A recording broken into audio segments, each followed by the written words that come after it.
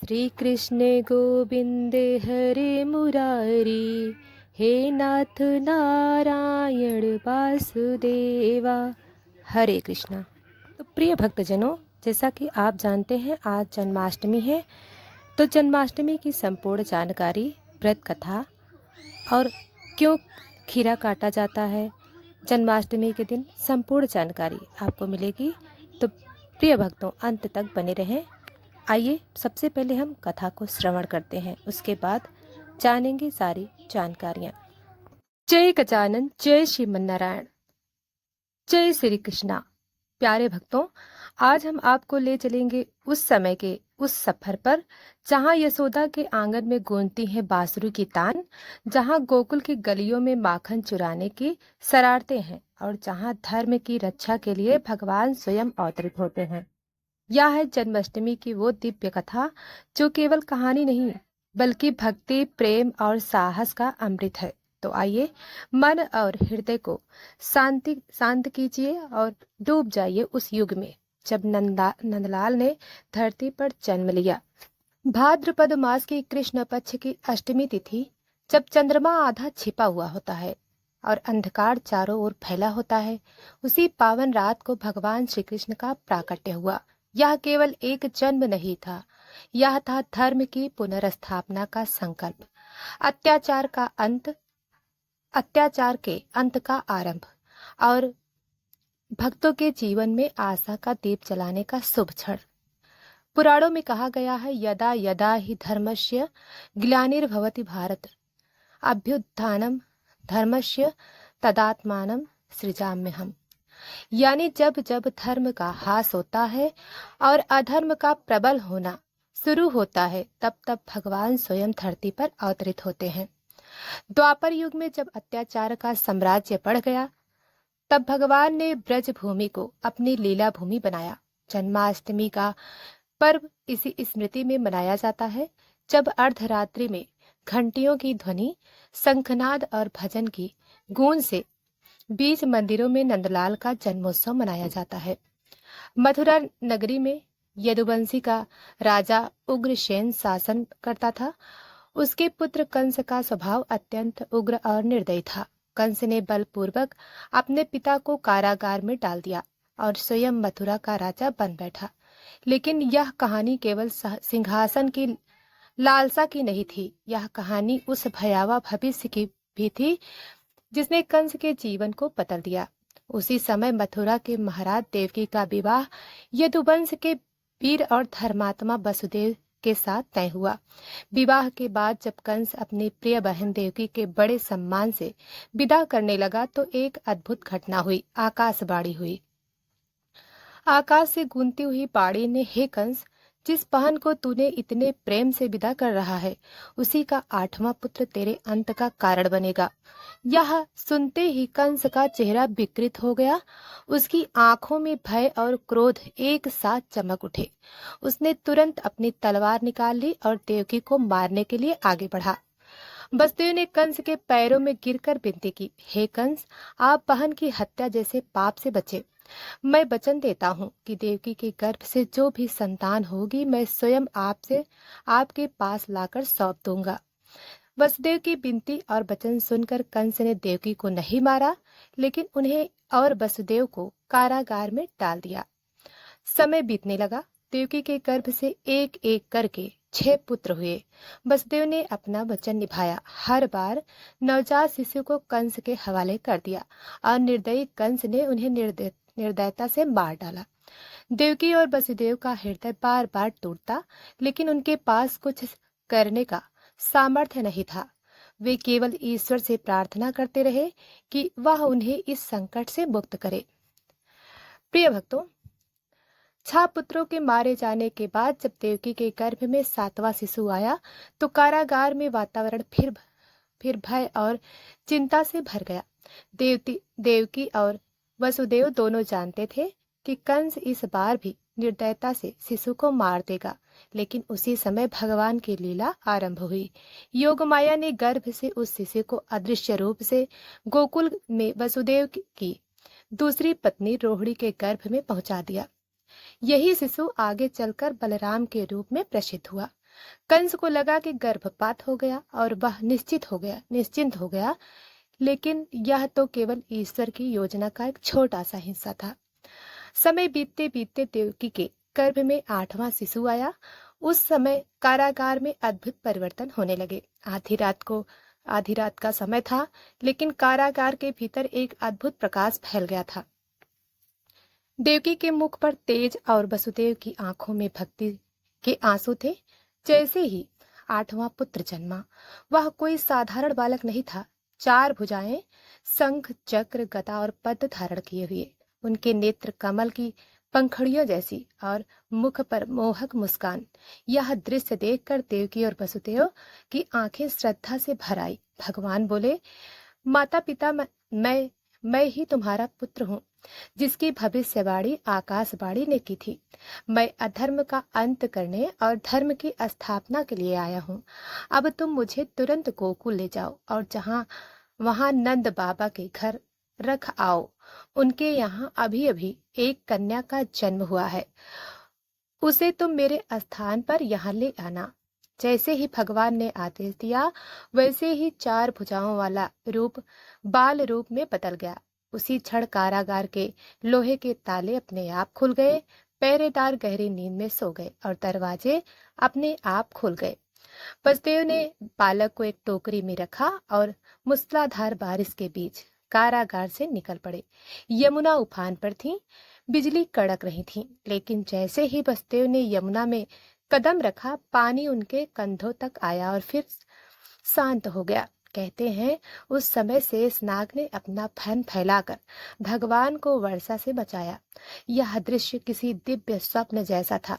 अंधेरी रात में चमकती बिजली, गरजते बादल और फन फैलाए शेषनाग की छत्र छाया में टोकरी में लेटे नंदलाल। वसुदेव गोकुल पहुंचे और नंद बाबा के घर गए, जहां यशोदा ने अभी अभी एक कन्या को जन्म दिया था। यशोदा प्रसव के बाद गहरी नींद में थी। वसुदेव ने भगवान कृष्ण को वहां रख दिया और कन्या को लेकर वापस मथुरा लौट आए। जैसे ही वसुदेव कारागार में पहुंचे, दरबार फिर बंद हो गए, ताले लग गए और पहरेदार अपनी नींद से जाग गए। सुबह होते ही कंस को समाचार मिला कि देवकी के यहाँ संतान उत्पन्न हुई है। वह दौड़ा दौड़ा आया और देवकी की विनती को अनसुना करते हुए उसने कन्या को उठा लिया। जैसे ही उसने कन्या को पत्थर पर पटकने के लिए हाथ ऊपर उठाया, वह कन्या उसके हाथ से छूटकर आकाश में चली गई। आकाश से गूंजती हुई आवाज आई, अरे मूर्ख कंस, तेरा संहार करने वाला जन्म ले चुका है और इस समय गोकुल में है। कंस का चेहरा पीला पड़ गया। भय ने उसके दिल में घर कर लिया और उसने निश्चय कर लिया कि वह गोकुल के हर नवजात शिशु को अंत कर देगा। प्रिय भक्तों, अगले ही दिन गोकुल की गलियों में ढोल नगाड़ों की गूंज, मृदंग की थाप और बांसुरी की धुन ध्वनि सुनाई देने लगी। नंद बाबा के घर एक अद्भुत आनंद छा गया था। उनके आंगन में एक सुंदर चंद्रमा के समान मुख वाला बालक जन्मा था। गोकुल की गोपियां और गोपाल रंग बिरंगे वस्त्र पहनकर नंद भवन आए थे। कहीं ढोल बज रही थी, कहीं मंजीरे खनक रहे थे और गोपियां खुशी में झूम झूम कर नाच रही थीं। किसी ने बालक के लिए सोने की पायल लाई, तो किसी ने रेशमी वस्त्र। यशोदा मैया के मुख पर मातृत्व का अनुपम तेज था और नंद बाबा गर्भ और स्नेह से भरकर हर अतिथि का स्वागत कर रहे थे। उस दिन गोकुल में इतना उल्लास था कि मानो सारी ब्रज भूमि पर देवताओं ने भी फूल बरसा दिए हों। उधर मथुरा में कंस को यह खबर मिल चुकी थी कि गोकुल में नंद बाबा के घर एक पुत्र जन्मा है। वह जानता था कि यही वह बालक हो सकता है जो उनके विनाश का कारण बने। उसने अपने दानव अनुचरों को आदेश दिया, जाओ गोकुल और उसके आसपास जितने भी नवजात शिशु हैं सबको मार डालो। इसी योजना के तहत कंस ने एक राक्षसी को भेजा, जिसका नाम था पूतना। पूतना केवल रूप बदलने में ही नहीं, बल्कि अपने विषैले स्पर्श से बच्चों की हत्या करने में भी माहिर थी। एक सुबह जब गोकुल में सूरज की किरणें आंगन में फैल रही थीं और गोपियां अपने घरों में बर्तन मानते हुए गीत गा रही थीं, तभी पूतना ने एक सुंदर स्त्री का रूप धारण किया। उसने रेशमी वस्त्र पहने, माथे पर चंदन का तिलक लगाया और हाथ में फूल की टोकरी ले ली। गांव के लोग उसे देखकर धोखा खा गए। किसी को पता नहीं था कि यह साधारण औरत नहीं बल्कि एक भयानक राक्षसी है। वह सीधे नंद भवन पहुंची और बड़े प्रेम से यशोदा मैया से बोली, बहन, सुना है तुम्हारे घर में नन्हा सा चांद आया है, मैं भी उसे देख लूं। यशोदा मैया, जो सदा अतिथियों का सम्मान करती थी, बिना संदेह से उसे भीतर ले गईं। पूतना ने गोद में कृष्ण को उठाया। उसके स्तनों पर घातक विष लगा हुआ था ताकि दूध पिलाने के बहाने बालक की मृत्यु हो जाए। लेकिन यह बालक कोई साधारण शिशु नहीं था, यह तो स्वयं भगवान विष्णु का अवतार था। जैसे ही पूतना ने कृष्ण को दूध पिलाना शुरू किया, कृष्ण ने अपनी छोटी सी मुट्ठियों से उसकी छाती को पकड़ लिया और जोर से चूसना शुरू किया। वह केवल दूध ही नहीं बल्कि उसकी प्राण शक्ति भी पी रहे थे। पूतना तड़पने लगी, उसका सुंदर रूप गायब हो गया और उसका विशाल भयावह राक्षसी शरीर प्रकट हो गया। उसकी चीख से गोकुल की धरती कांप उठी। आखिरकार पूतना निढाल होकर गिर पड़ी और उसका विशाल शरीर कई घरों तक फैला था। गोकुलवासी पहले भयभीत हुए, लेकिन फिर उन्हें आश्चर्य हुआ। यह छोटा सा बालक, जिसने अभी ठीक से चलना भी नहीं सीखा, उसने इतनी भयंकर राक्षसी का अंत कर दिया। नंद बाबा और यशोदा मैया कृष्ण को गले से लगाए रोने लगे, कभी भय से तो कभी भगवान की इस अद्भुत लीला पर आश्चर्य से। पूतना वध केवल एक राक्षसी का अंत नहीं था, यह प्रतीक था उस दुष्टता का जो मधुरता और प्रेम के रूप में छल से आती है। भगवान ने दिखा दिया कि भक्तों को कोई छिपा हुआ खतरा भी हानि नहीं पहुंचा सकता यदि उनका सच्चा आश्रय ईश्वर में है। प्रिय भक्तों, गोकुल में समय आनंद से बीत रहा था। कृष्ण अब रेंगने लगे थे और उनकी बाल लीलाओं ने पूरे गांव को मोह लिया था। एक दिन नंद बाबा के आंगन में यशोदा मैया ने झूले में कृष्ण को लिटाया और पास में खड़ा एक बड़ा रथ सकटा रख दिया, जिसमें बर्तन और सामान रखा था। जब मैया घर के काम में व्यस्त हुई, तभी कंस का भेजा हुआ एक दैत्य सकटासुर उसी रथ में छिपा था। उसका इरादा बालक कृष्ण को कुचल देने का था, लेकिन कृष्ण ने अपनी छोटी सी टांग से उस रथ को जोर से लात मारी। तुरंत रथ टूटकर बिखर गया, बर्तन जमीन पर गिर पड़े और उसमें छिपा दैत्य तड़पते हुए प्राण छोड़ बैठा। गोकुल वासियों को विश्वास ही नहीं हो रहा था कि इतना छोटा बालक यह सब कर सकता है। यशोदा मैया ने इसे नजर लगने का असर माना और तुरंत झाड़ू फूंक करवाई, लेकिन यह तो भगवान की लीला थी। कुछ समय बाद कंस ने एक और दैत्य भेजा, दृढ़ावर्त, जो आंधी का रूप धारण कर सकता था। एक दिन जब यशोदा मैया कृष्ण को गोद में लिए बैठी थी, अचानक तेज आंधी चलने लगी। धूल गर्द से आसमान ढक गया और चारों ओर कुछ भी दिखाई नहीं दे रहा था। अचानक एक दृश्य शक्ति ने कृष्ण को गोद से उठा लिया और आसमान में ले जाने लगी। वह शक्ति त्रिड़ावर्त था, जो उन्हें ऊंचाई पर ले जाकर गिराने वाला था। लेकिन जैसे ही त्रिड़ावर्त बादलों के बीच पहुंचा, उसने महसूस किया कि बालक का भार बढ़ने लगा है, इतना कि वह उसे उठा नहीं पा रहा। कृष्ण का वजन इतना अधिक हो गया कि वह स्वयं जमीन पर गिर पड़ा और गिरते ही कृष्ण ने उसकी गर्दन पकड़ ली। त्रिड़ावर्त वहीं प्राण छोड़ बैठा और गोकुल में कृष्ण सुरक्षित लौट आए।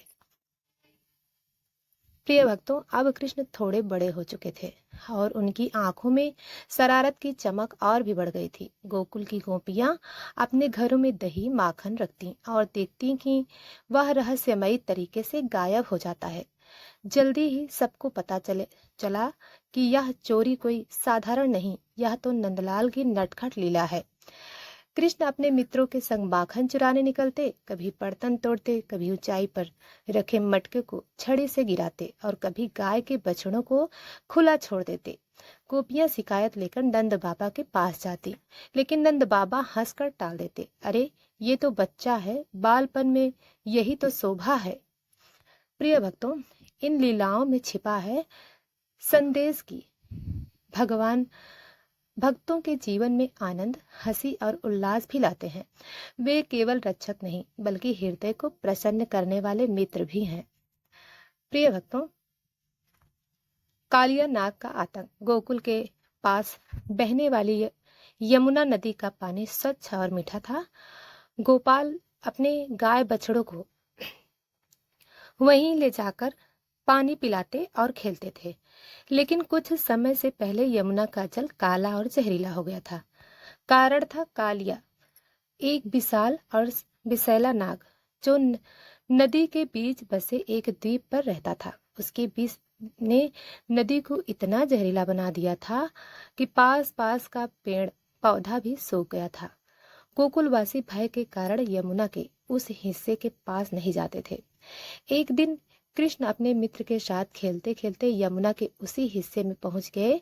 मित्रों ने डरते हुए कहा, कन्हैया इधर मत जाओ, यहाँ कालिया नाग रहता है। लेकिन नटखट नंदलाल मुस्कुराए और बोले, अगर इस जल में रहने वाला जीव सबको डरा कर रखेगा तो ब्रजवासियों का कल्याण कैसे होगा। कृष्ण ने खेलते खेलते पेड़ की ऊंचाई डाली पर चढ़कर नदी में छलांग लगा दी। पानी के छींटों के साथ उसकी पीतांबर वेशभूषा लहराई और यह दृश्य देखकर मित्रों का दिल कांप उठा। पानी में हलचल हुई और विशाल फन फैलाए कालिया नाग प्रकट हुआ। उसकी आंखों में क्रोध और फुफकार में जहर भरा था। उसने कृष्ण को अपने फनों में लपेट लिया, मानो उन्हें तुरंत निकल जाएगा। गोकुल में यह समाचार पहुंचा तो यशोदा मैया, नंद बाबा और सारा गांव नदी के किनारे दौड़ आया। सबकी सांसें थम गई। वे देख रहे थे कि कालिया नाग ने उनके लाडले को कस कर जकड़ रखा था। अचानक नदी के प्रवाह में तेज प्रकाश फैला। कृष्ण ने अपना रूप बदलकर फुर्ती से नाग के फनों पर कूदना शुरू कर दिया। उनकी पायल की झनकार और तालबद्ध कदमों से वह दृश्य मानो एक दिव्य नृत्य बन गया। कालिया के फन टूटने लगे, उसका अहंकार चूर हो गया और अंत में वह थक कर भगवान के चरणों में गिर पड़ा। कृष्ण ने उसे आदेश दिया, यह स्थान छोड़कर तुरंत समुद्र में चले जाओ और फिर कभी यमुना का जल न जहरीला करना। प्रिय भक्तों, साथ गोकुल में हर साल इंद्रदेव की पूजा होती थी, क्योंकि गोपों का मानना था कि वही वर्षा करके उनकी गौ संपत्ति को हरा भरा करते हैं। लेकिन एक बार कृष्ण ने कहा, हम इंद्र को नहीं, गोवर्धन पर्वत को पूजें, जो हमारी गायों को चारागाह और हमें फल फूल देते हैं। गोपियों ने कृष्ण की बात मानी और गोवर्धन पर्वत की पूजा की। इंद्र को यह अपमान सहन नहीं हुआ। उसने गोकुल पर भीषण वर्षा और तूफान बरसाना शुरू कर दिया। गोवर्धन उठाने की लीला। गोकुलवासी भयभीत हो गए। उनके घर बहने लगे, गायें कांपने लगीं। तभी कृष्ण ने मुस्कुराते हुए अपनी छोटी उंगली उठाई और पूरे गोवर्धन पर्वत को उठा लिया। सारा गांव, गायें, बछड़े, आल पर्वत के नीचे आकर सुरक्षित हो गए। 7 दिन तक वर्षा होती रही, लेकिन कृष्ण का हाथ तनिक भी नहीं कांपा। आखिरकार इंद्र को अपनी गलती का एहसास हुआ और वह आकर भगवान से क्षमा मांगने लगा। कृष्ण ने समझाया, अहंकार देवताओं को भी शोभा नहीं देता। कालिया नाग मर्दन हमें सिखाता है कि विष और भय का अंत केवल साहस और धर्म से होता है, और गोवर्धन लीला हमें यह सिखाती है, यह बताती है कि सच्चा ईश्वर वही है जो हर परिस्थिति में अपने भक्तों का संरक्षण करता है। प्रिय भक्तों, अब शुरू होता है रासलीला का आरंभ, भक्ति का चरम। गोकुल में अब कृष्ण किशोर हो चुके थे। उनकी बांसुरी की मधुर ध्वनि सुनते ही ब्रज की गोपियां अपने अपने घरों का काम छोड़ देती और वन की ओर दौड़ पड़ती। यमुना के तट पर चांदनी रात में मल्लिका और कदम्ब के पेड़ों की छांव में कृष्ण और गोपियां रासलीला रचाते। यह केवल नृत्य नहीं था, यह आत्मा और परमात्मा का मिलन था। गोपियों के लिए कृष्ण सिर्फ एक गांव का नटखट बालक नहीं, बल्कि उनके जीवन का परम सत्य थे। हर गोपी को लगता था कि कृष्ण केवल उसके साथ हैं, क्योंकि भगवान हर हृदय में एक साथ उपस्थित हो सकते हैं। उधर मथुरा में कंस की बेचैनी बढ़ रही थी। उसने सुना था कि गोकुल का वही बालक अब किशोर हो गया है और उसकी लीलाओं की चर्चा चारों ओर फैल रही है। कंस ने अपने विश्वास पात्र अक्रूर को भेजा, जो वास्तव में भगवान के भक्त थे। अक्रूर रथ लेकर गोकुल पहुंचे और नंद बाबा को संदेश दिया, महाराज, कंस ने आपको और कृष्ण बलराम को मथुरा में आमंत्रित किया है एक धनुष यज्ञ में भाग लेने के लिए। गोकुल में यह खबर सुनते ही गोपियां उदास हो गईं। वे जानती थीं कि यह केवल आमंत्रण नहीं बल्कि किसी षड्यंत्र का हिस्सा है। विरह का दृश्य। अगले दिन कृष्ण और बलराम रथ में बैठने लगे। गोपियां आंसुओं से उनके चरण भिगाने लगी। कन्हैया, बिना तुम्हारे यह ब्रज सूना हो जाएगा। तुम्हारी बांसुरी की धुन के बिना हम कैसे जिएंगे। कृष्ण ने मुस्कुराकर कहा, मैं केवल स्थान बदलता हूँ, हृदय से नहीं। जब भी मुझे याद करोगी मैं यहीं रहूंगा। रथ चला और गोपियां के गीतों में विरह का दर्द गूंजता रहा। मथुरा पहुंचते ही कृष्ण बलराम ने देखा राज्य की जनता कंस के अत्याचारों से पीड़ित है। सड़कों पर डर का माहौल था, लेकिन साथ ही लोगों की आंखों में आशा भी थी कि ये दो वीर राजकुमार उनके उद्धारक होंगे। कंस ने योजना बनाई कि धनुष यज्ञ में कृष्ण को मार डाला जाए, लेकिन यज्ञ के मैदान में ही कृष्ण ने विशाल धनुष को तोड़ दिया और पहरेदार सैनिक को परास्त कर दिया। अगले दिन मल्ल युद्ध में उन्होंने मल्लों, चाणूर और मुष्टिक को परास्त कर दिया। पूरा मथुरा उत्साह से गूंज उठा। अब अंतिम क्षण आ पहुंचा, कृष्ण और कंस का सामना। कंस ने अपने हाथ में तलवार लेकर कृष्ण पर आक्रमण किया, लेकिन कृष्ण ने बिजली सी फुर्ती से उसे पकड़कर सिंहासन से नीचे गिराया और युद्ध के कुछ ही क्षणों में कंस का अंत कर दिया। सारा मथुरा स्वतंत्र हो गया।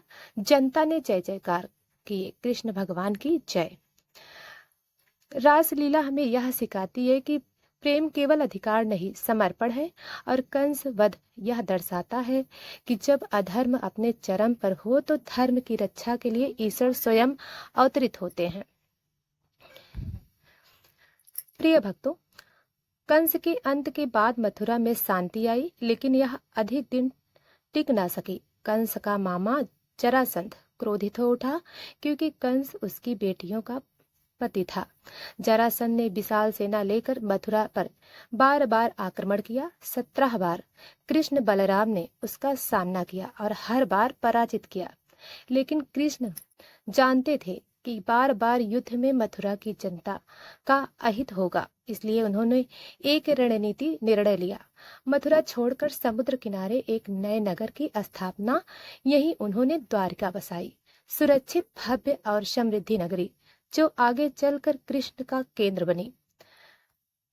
विदर्भ की राजकुमारी रुक्मिणी कृष्ण के गुण और लीलाओं की भक्त थी, लेकिन उसका भाई रुक्मिणी का विवाह शिशुपाल से करवाना चाहता था।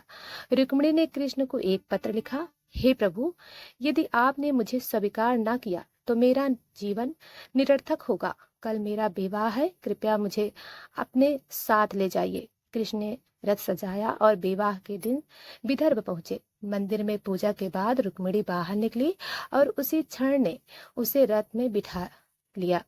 रुक्मी पीछा करता आया, लेकिन बलराम ने उसे परास्त कर दिया। इस प्रकार रुक्मिणी और कृष्ण का विवाह प्रेम, भक्ति और साहस का प्रतीक बना। प्रिय भक्तों, अब बढ़ते हैं महाभारत की ओर। समय बीतता गया और भारतवर्ष की राजनीति में उथल पुथल मचने लगी। हस्तिनापुर में कौरव और पांडव के बीच वैनस्य बढ़ रहा था। द्रौपदी स्वयंवर, लच्छागृह और वनवास की घटनाओं के बीच कृष्ण पांडवों के मार्गदर्शक बने। वे केवल योद्धा नहीं बल्कि धर्म के रक्षक और नीति के शिक्षक थे। अर्जुन को भी उन्होंने मित्र कहा, द्रौपदी को बहन का स्थान दिया और युधिष्ठिर को धर्म का आदर्श बनाए रखने की सलाह दी। अंततः कुरुक्षेत्र का युद्ध आया। अर्जुन जब अपने ही संबंधियों को युद्ध भूमि में देखकर विचलित हुए, तब कृष्ण ने उन्हें भगवत गीता का उपदेश दिया। कर्म कर, फल की चिंता मत कर, धर्म के लिए युद्ध करना ही तेरा कर्तव्य है।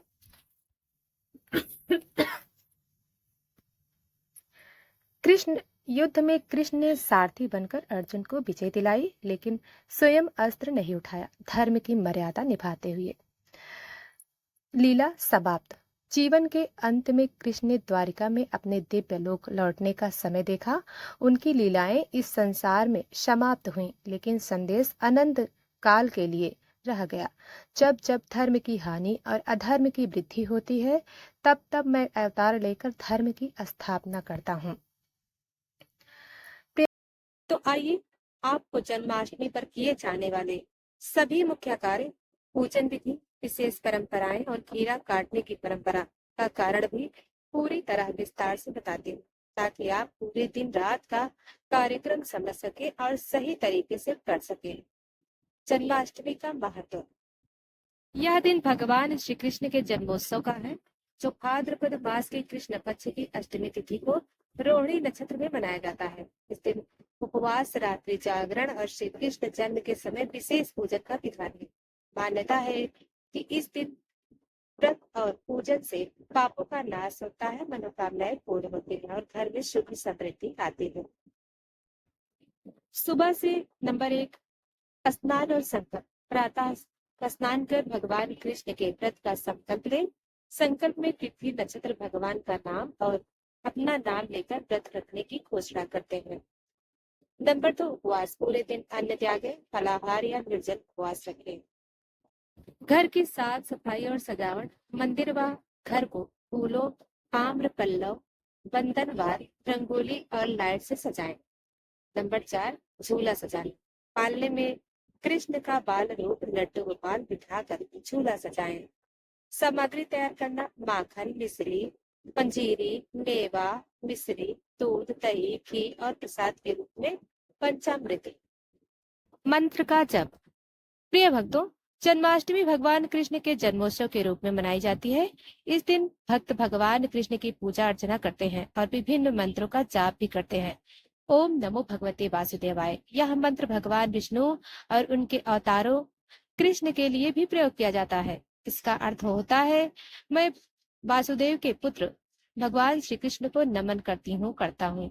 ओम कृष्णाय नमः, यह मंत्र कृष्ण को समर्पित है और इसका अर्थ है, मैं कृष्ण को नमस्कार करती हूँ। हरे कृष्णा हरे कृष्णा हरे कृष्णा हरे हरे, हरे राम हरे राम हरे राम हरे हरे।